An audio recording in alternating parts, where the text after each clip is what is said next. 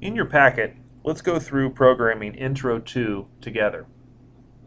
The first thing we want to do is create a new program that will be used for this part. So from the input screen, we're going to go to the Program Manager. We're going to select New Conversational Program. That inserts a new program into our list. Going back to the input screen, we want to go to Part Setup, More, and Stock Geometry. I want to answer yes, that I want to manually size some stock. And let's set up some stock geometry for this particular part. From the print, we see that the stock is 3.75 in the X, 4 inches in the Y, and 1 inch in the Z.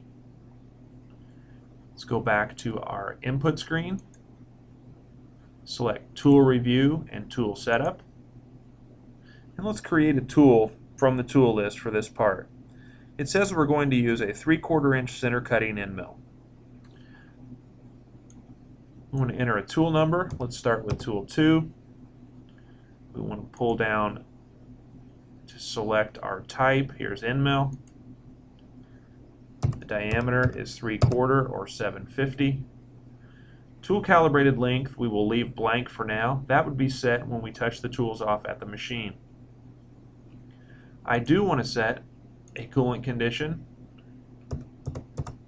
some speeds and feeds information, and the number of flutes. And then I want to go back to the input screen so we can begin programming. Select the part programming soft key.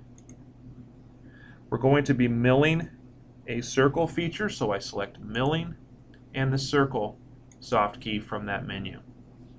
Now I simply fill out the information as it's asked. The center of this particular feature is at 1.88 in the X, 2 inches in the Y, and the radius is half of 3.38. So I put the diameter 3.38 divided by 2, enter, and that gives me the radius for this particular part. Our Z start, let's start maybe 100 thousandths above, and the final depth for this feature is minus 0.25.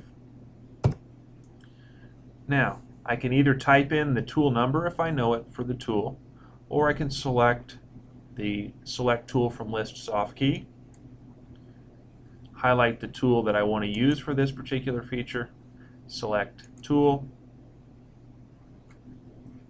and move on through the fields in the block. Wants to know the milling type. Well, this is a circle that is a boss that is left standing.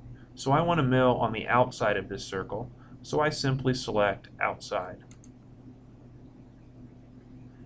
I get a mill feed and speed that's set with the tool because I took the time to set that information up in the tool. I'm going to put a peck depth and a feed rate for plunge. Now that's everything that I need. I can go to the Draw button, hit Draw Options, and Draw, and I should get something that resembles my print. Now, here we have our first obstacle. The tool was not large enough to clean up the corners of the part.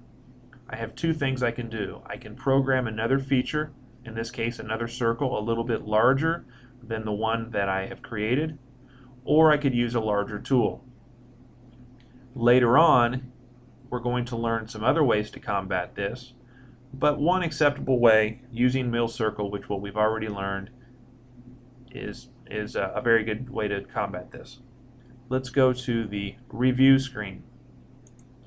We see that we've done one block. It's a mill circle. I'm going to highlight that block under my multiple block functions soft key. I'm going to select copy, then paste. That will paste another circle above the one that I just copied.